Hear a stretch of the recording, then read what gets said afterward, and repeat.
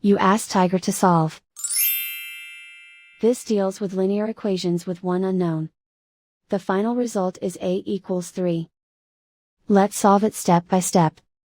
Group all a terms on the left side of the equation. Add a to both sides. Group like terms. Simplify the arithmetic.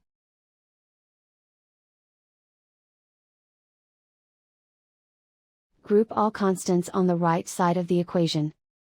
Add 18 to both sides. Simplify the arithmetic.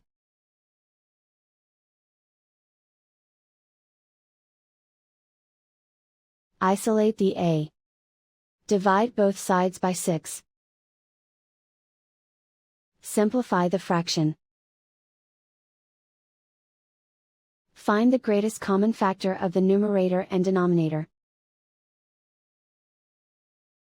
Factor out and cancel the greatest common factor. And so the final result is a equals 3.